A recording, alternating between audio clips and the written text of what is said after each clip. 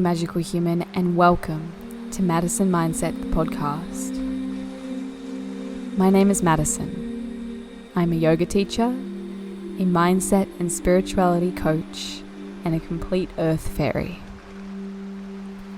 I see a world that is peaceful and easy to live in. Humans that are awakened and enlightened towards who they are and what life truly is and why we are here. I understand life can be really hard. I've had a huge journey with anxiety myself. I understand what it's like to feel overwhelmed, overworked, stressed, and frustrated within this earth. It is this journey that led me to begin my own growth journey. And it is only through those struggles that I was able to birth this podcast so that you can have the tools and techniques and knowledge to help you step forward and be a being of light. A magical, earthly being who is grounded, supported, who takes on challenges with love and embraces the lessons that each day brings. You are that being. I am here to walk you there. You will find many different kinds of episodes through this podcast. All are created in the moment and with love for you. Find the one you need for this moment and enjoy. Take a moment for yourself. Sit down with your journal and tune in. Welcome. Let's begin.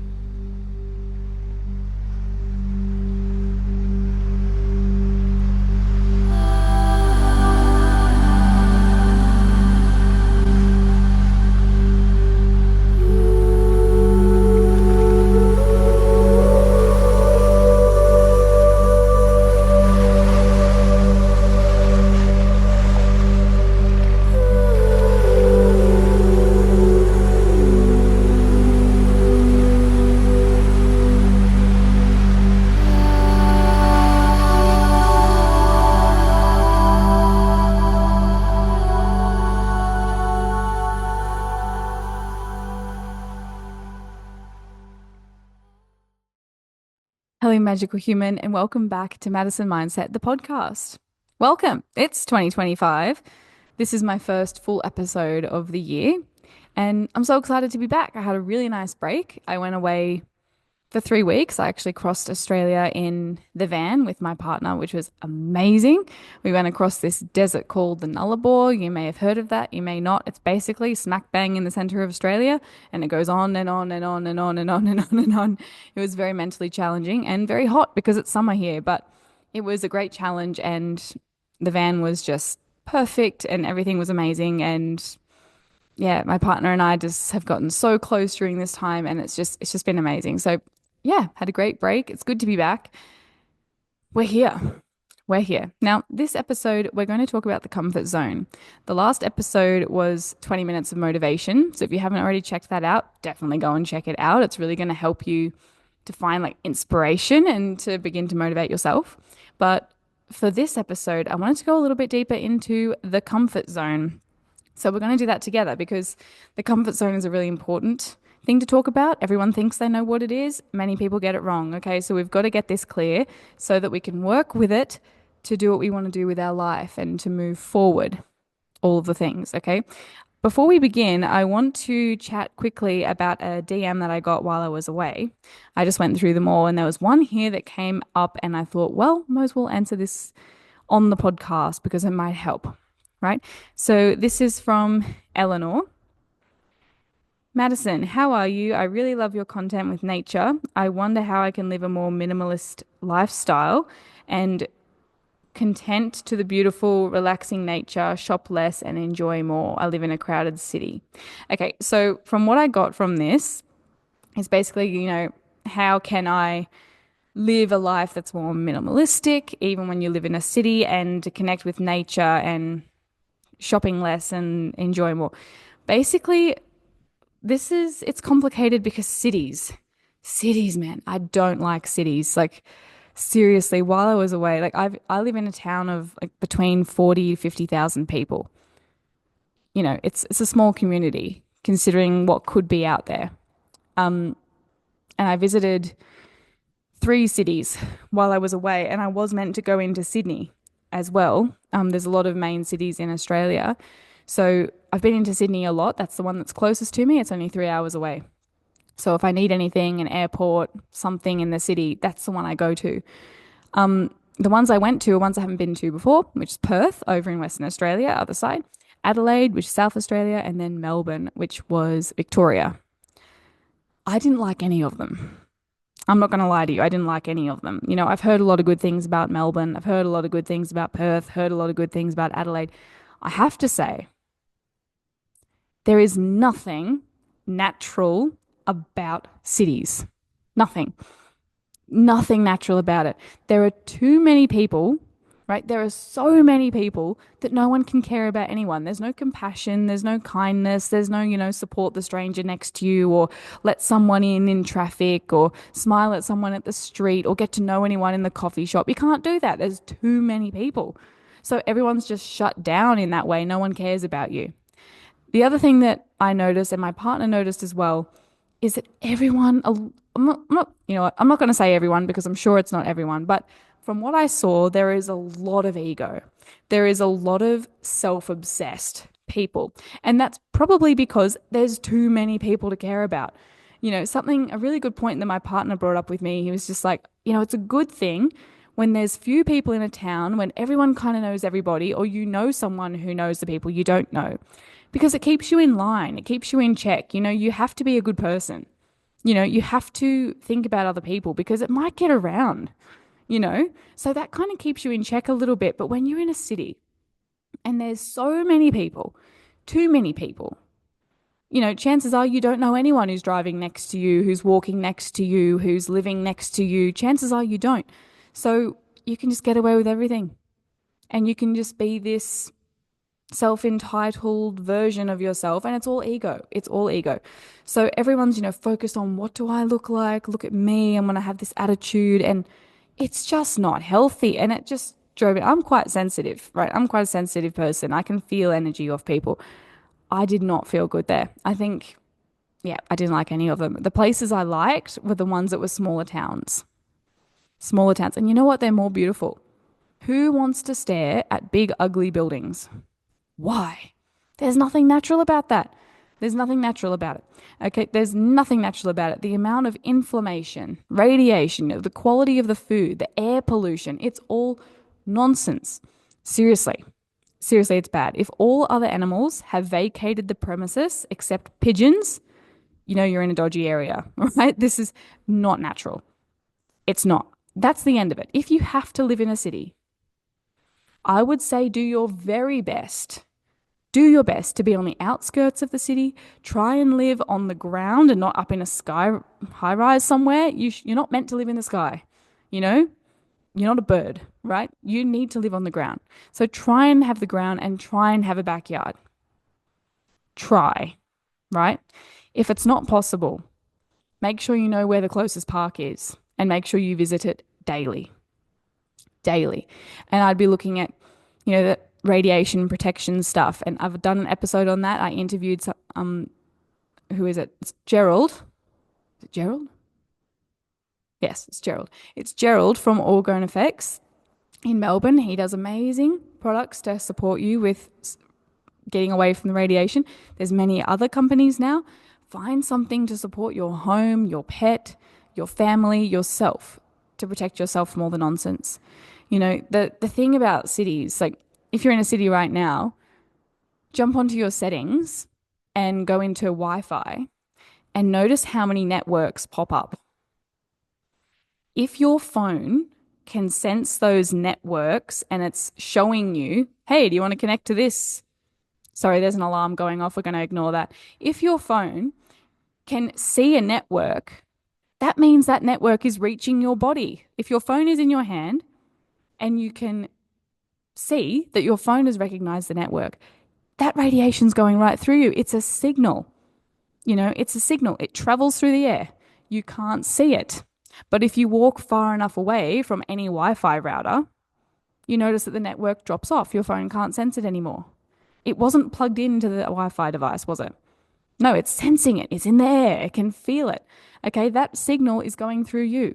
So if you're living in a city and every person and their dog has a Wi Fi router in their house or wherever it is, all of that signal is going through you. All of it. This isn't is a lifestyle that will inflame the body and it will impact your mind, your mental health. So I'm not for it. I don't want to visit cities. I go there if I absolutely have to. If there's a reason that I have to. But other than that, I avoid it. I avoid it like the plague because it is a plague. It's not natural. Everyone's living, they're plastic. It's all plastic. Everything's fake. There's no nature. Clothes, everything. You've got to be so careful. So if you enjoy cities, I'm not having a dig on you, okay? You're allowed to enjoy cities. I just personally don't. If you enjoy cities and you don't care about any of the things that I'm saying, you're like, whatever, I like cities, then go for it. Live your life. Do your thing. Everyone just do their thing. As long as you're happy, I'm happy for you. I'm just giving you things to think about because it is a reality of the situation. It is a reality of every city. And in my opinion, all cities are the same. All cities are the same. In fact, the only city in Australia that I have noticed that there's clearly something different is Sydney because of the Harbour Bridge and the Opera House, and there's actually some landmarks. There are some beautiful things around Perth, around Adelaide, around Melbourne, but the majority of it is nature, right? Other than that, historic buildings are pretty cool. Other than that, shops. Who's going to the shops? Seriously? Like, there will be an episode coming out in the near future. I talk about shopping as a hobby. You don't need to shop. Think about what you need and buy what you need. If there's something that you want, make sure you don't want everything because you can't have everything. Okay, you don't need everything. Just focus on the things that you like, the things that you've desired for a long time, you have a specific reason and get that thing and then let it go. There is so much rubbish. At the moment there's an area of the town where the council comes around and does a big cleanup. So you can dump your stuff that needs to go to the tip on the rubbish dump or whatever. You can put it out the front of your house onto the porch or onto the, what's it called, onto the curb, on the sidewalk, whatever you want to call it. And the council comes around and picks it up. Right now, people start putting their rubbish out really early, like weeks in advance. So everyone else can look at their garbage for a few weeks, because well, who doesn't love that? Right. So everyone puts their garbage out and you drive past it. And sometimes, if you're lucky and you're observant, you notice that that same person who put that stuff out drives into their house, opens the door and brings out bags of shopping. Why? Why? Seriously, we're buying stuff, wasting money for no apparent reason, only to throw it out at the next tip pickup. It's ridiculous. Okay, we have to start getting a handle on how we're doing our life. Okay, so this is a long rant because I'm super passionate about this topic. Okay, trying to keep the advice short, Madison. Keep it short. If you have to live in the city, make sure you visit nature as much as you can. Daily, you need to get your feet on the ground. Grounding, earthing. Please go and, if you're on Spotify, wherever you're on Spotify is easiest, I think. That's the one I use, but any other podcast app, I'm sure you can do this. Go to the top of Madison Mindset, the podcast, search earthing, grounding. You'll find episodes on that. Go and listen to them. If you don't listen to them, find someone else, read a book, listen and learn about earthing. You need to have contact with the earth daily for at least 15 minutes. At least. At least. But on the weekends, maybe you go a little bit further than just the park. Go a little bit further. Find a forest, find a beach, whatever you want to go to. And be with nature. Touch the trees. Don't take your phone. Just listen. Take out the AirPods. Take out the Bluetooth headpieces. Stop listening to things. Stop it. And just listen to nature. Watch nature. Be with nature. All the answers are there. All the answers are there. If you want the truth of reality, nature will tell you. Don't look, if you're in a city for a long period of time, it will change the way your mind functions. It's not natural. It's not normal. It will change you. You're living in a plastic world. What's it going to do to you? Think about it, okay? So if you are living in a city, if you don't want to shop, again, I'm not telling you what to do, okay? I don't want anyone to feel like I'm telling them what to do. I just get very passionate about these topics. This is my beliefs. If you're still listening to me at this point, you're either interested in my beliefs or you agree. Either way, just absorb and just do what you want. Do what you want, but as long as you're fully informed, then I'm happy. Okay? Shopping is was created at the end of the day to make money for everyone else but you. Okay? To make money for big companies, corporations, society in general. Okay? They want you to go out and shop. They want you to be a shopaholic because that makes money for everyone else and stops you from saving too much money. So you have no power. You end up in debt and everyone else has your money. Okay? Shopping, getting people to shop, the best way to do that, the best way to get people to keep buying stuff they don't need is to tell them that they're not good enough unless they buy it. Welcome ads that make you feel bad about your body, bad about your living situation, bad about your financial situation, bad about how many holidays you've had or your partner. All of those ads, all of the shops, all of the things are 50% off, do this, do that, all of them, they're trying to trick you. They're trying to get you to walk in. They're trying to tie their products to your self-worth. And then you go through this unconscious process of going, I need that thing. And you buy that thing. Okay. And then it's addictive because it feels good for a minute, doesn't it? And then you forget about it and then you put it on the out the front of your driveway for the council to take it to the tip because you can't be bothered to take your rubbish to the tip. Okay. You don't have to think about where you're dumping it on the earth. I think they should make everyone go to the tip. Go to the tip. If you have never been to a tip before, if you've never been to where all the rubbish goes after it leaves, after a big truck comes and takes your bins, right? If you think the rubbish trucks are gross, go out to the tip. Seriously, it will make you think twice about what you're doing. That's where it all goes. Look at the little spot in nature that's been dedicated for human junk. Look at how it's poisoning the world. Go and have a look. A lot of the people, I've seen some tips, I've been to a lot of tips. I'm curious, right? Some tips are really clever. They're really trying to make it work. They're really trying to get it to dissolve or whatever. But at the end of the day, this is not healthy. So if you've not been to the tip before, go to the tip and look at it and then think about what you're buying. Okay. So if you don't want to be shopping, or if you are doing it because, you're addicted to how it makes you feel or whatever it is, take a moment when you're out, whatever you're doing, and think about the purpose. Okay. Every time you go to the shops, every time you see me at a shop, I have a purpose. There's something that I need, something I need to get. Okay. And when I do need to get something, I will go to the most ethical, the most sustainable, the most organic, the most locally produced option that I have.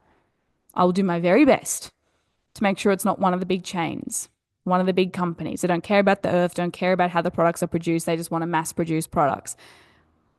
Seriously, think about where it comes from. Think about where it's going.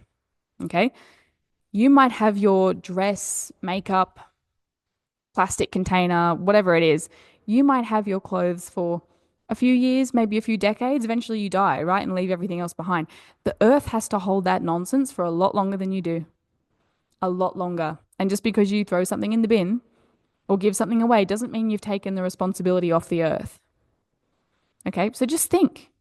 Have your intention. Do I need to shop? No, great. That frees up my time. I don't have to go into those shopping centers. Okay, spend more time with nature the best you can. Think about what you need. Make a list of what do I need in my life and what's luxury. What you might find is all you need, right? Some clothes, shelter, food, water, love. Can't get that at the shops, right? That's it. That's all you need. That is all you need. Everything else is a luxury, right? You don't even need a bed. In fact, our spines would probably be happier if we slept on the floor, right? It's much more natural. Okay, so whatever else you decide to bring into your life, understand that that is a luxury. It's a luxury. And if you keep indulging in too many luxuries, they're no longer luxuries, they're necessities, and it becomes a stress. So The short answer to all of this is, how do I live more mindfully? How do I get out into nature more? How do I handle living in a city? You know the answers, right? My number one advice, leave the city. Leave the city. If you can't leave the city, be as mindful as you can about where you live. Live in the best possible place on the ground with some nature would be great.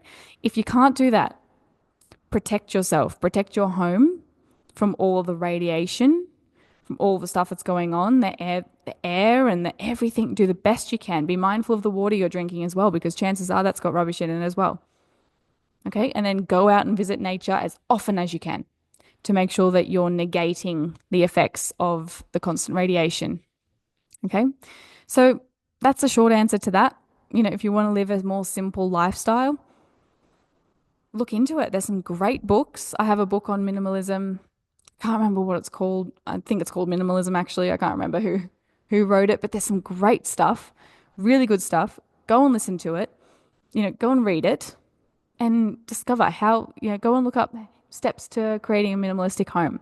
I started with the capsule wardrobe and all this stuff, and if I buy anything, I have to throw something out. So that way I only buy things that I know I need, you know, because I have to get rid of something. So it's a great way to do it. It's a great way to do it. You don't need everything. It's fine. So yeah, be nice to yourself. This is a hard process, and if you have to live in the city, it's a reality for all of us. So yeah. Anyway, that was the very long, short response to that one DM. Wow. You see how passionate I am about these topics. All right, let's get into the comfort zone. Okay. What is the comfort zone? Basically, the comfort zone is something you've created. It is a safety circle. Okay, it's a safety circle. It started to be formed from the moment you were born, maybe even before. You start with your family and the house, the environment. And slowly, as you get older, as you start to expand and more comes into that safety zone. Some people come in. Everyone starts off as strangers, right? But eventually they come into your circle of comfort, some experiences and tasks, as you learn, as you get older, you start to learn how to walk, learn how to talk, learn how to tie your shoelaces, learn how to make your lunch. You're just adding and adding and adding to that comfort zone circle. But in the beginning, it's really hard. It's really hard to learn how to tie shoelaces. It's hard to learn how to cook. It's hard to learn how to walk and learn how to talk. It's a hard thing to do. But once you get it, it ends up in your comfort zone and now you don't even think about it. I'm not planning each word as I say it. I'm confident in communicating in this language. Okay. So basically, your comfort zone is just created by you. And that's why whenever you go through a change, a new job, a new house, a new car, whatever it is, whenever you go through that, there's a period of discomfort or of excitement or of nervousness. There's always a little, ooh, what's going on? I'm out of my comfort zone here. A bit of fear, a bit of worry, all that stuff is a sign that something is outside your comfort zone and you're engaging with it. But as we all know, the longer you stay with the new job, the longer you stay at the new house, the longer you stay with the new partner or whatever it is, or the thing that you're trying to learn, the more it comes in and in and into your comfort zone. So you can think of things coming in to your comfort zone, or you can think of your comfort zone expanding out to meet that thing. Whatever works for you is fine. But bottom line is it was created by you and it is your safety circle. Now that's a great thing. The comfort zone means safety. I like to picture my comfort zone as a cave. You know, it's a great place to go at the end of the day, to retreat, to rest, to be, comfortable and happy and calm and relaxed. You can't relax outside your comfort zone. No way. You got to be inside the comfort zone to recover and to heal and all of these things. Okay, so you come inside your comfort zone. It's a great thing to do. Hopefully every night you go to sleep, you're in your comfort zone. You ever find when you sleep at a hotel or a new place, some of us have great trouble sleeping. Some people are fine, but some people cannot sleep in new places straight away. It takes a couple of nights because you're out of your comfort zone. You're out of that regular cave that you usually go into. The thing about caves is as amazing as they are, as cozy as they are, by the way, I visited 4 caves in 3 weeks. I'm obsessed with caves, so yeah, it's going to come up. As comfortable as they are, as quiet and as peaceful as they are, they're completely out of the nonsense of all of life. As amazing as that is, You have to get out of the cave eventually. You have to, you know? So every day when you wake up, hopefully you're preparing to take a step outside your comfort zone. Get out of the cave, you know? Go and try the new things, meet the new people, explore the new options, create new things, shoot towards goals. All of this is outside of your comfort zone. And then at the end of the day, when you've done that, you come back and go back in your comfort zone, you know? So it's not that simple, but that's basically what you're doing. There's nothing wrong with your comfort zone. You don't need to live outside your comfort zone. It's a good thing. You just can't stay in there forever. And that's what people try and do. We try and stay in the comfort zone because it's hard out there. It is way harder out there.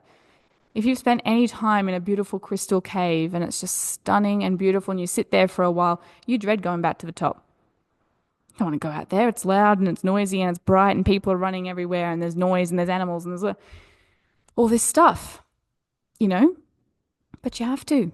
The food's up there, right? Everything is up there. All the opportunities, all of the life, all of the everything, it's all up there. You have to go and get it, you know? And it's hard. It is really hard. And yeah, I wish it was easier. But that's the end of it. The good news is the more that you embrace the things that are outside your comfort zone, the more they start to feel like part of your comfort zone. So at work, you might have parts of your work that are in your comfort zone. They're comfortable, they're easy to do, you know how to do them.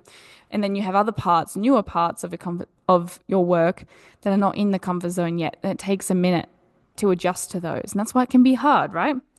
So a lot of it was formed in childhood, which is why it can be hard to adjust the comfort zone if there's something within your comfort zone that really doesn't serve you, like an old habit or anything like that. It can be hard to adjust things and get things out of the comfort zone and be something you don't engage with anymore. So anything that was really formed in childhood or has been a long time habit, whether it's a person or a action or whatever it is, it can be really hard. That can be a form of your comfort zone, and that would be what I would call probably not healthy, right? You've got to embrace stepping away from that, trying to get something out of your comfort zone. Like, this should not be in my cave. This is not healthy for me. This is not good. I'm going to get it out, you know? So when you embrace leaving the comfort zone, every time you step outside the comfort zone and you feel evidence, worry, fear, stress, whatever it is, that is showing you that you're about to grow or that you have the opportunity to grow. Okay. And this is a good thing. You should grow. Every day, step outside your comfort zone.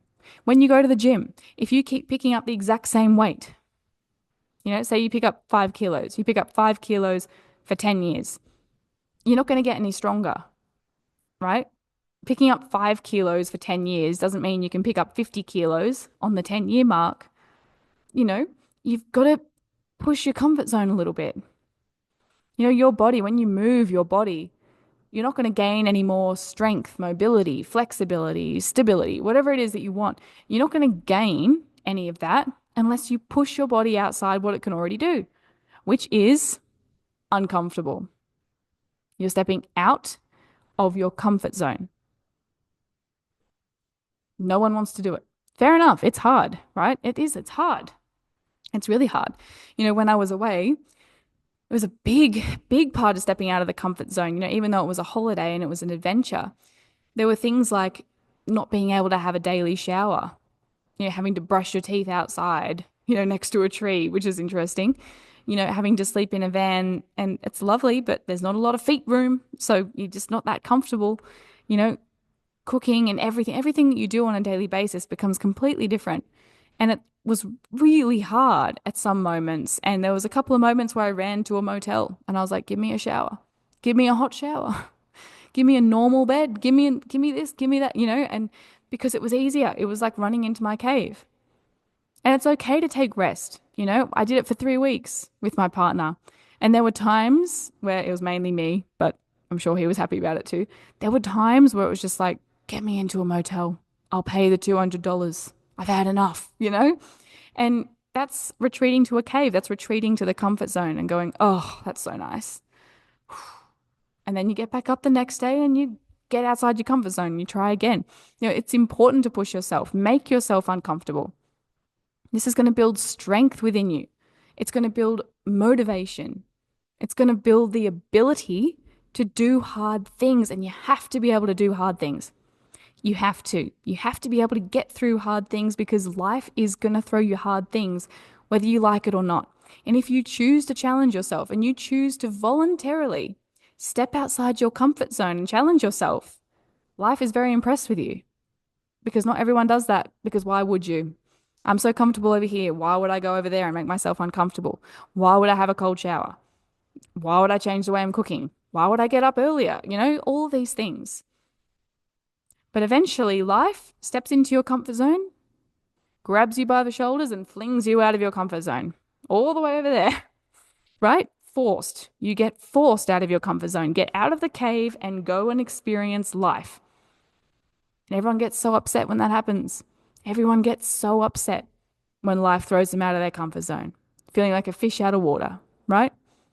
You're meant to be outside of your comfort zone. You're meant to grow and learn and get stronger and develop. If you choose to do it yourself, you might find that life flings you out of the comfort zone far less because you're doing it to yourself and you get to choose how you do it, right? But life will fling you out of your comfort zone. Remember how this all ends. Okay, it's really important to remember this all ends. Do you think that's going to be within your comfort zone? Probably not. Whatever happens in the end is probably not going to be inside your comfort zone. You have to develop the strength and the inner peace to deal with that in a calm, peaceful way. The inner strength. And if you never challenge yourself, if you never go out there and embrace the uncomfortable sensations of being outside of your comfort zone, when you are forced out of your comfort zone, it's going to be way harder. Way harder. It is much easier to train that strength. That's why I love meditation. Meditation and yoga, it's not comfortable. It's not comfortable to sit down for an hour and not move.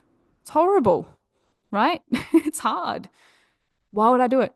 Because there are going to be times in my life where I'm going to experience pain, experience discomfort, experience loss, experience all of the things, and the mental suffering that comes along with that, the stories and the thoughts, you have to be able to control those because if you can relax them and just embrace peace, then you can go through all of those challenges without it breaking you apart.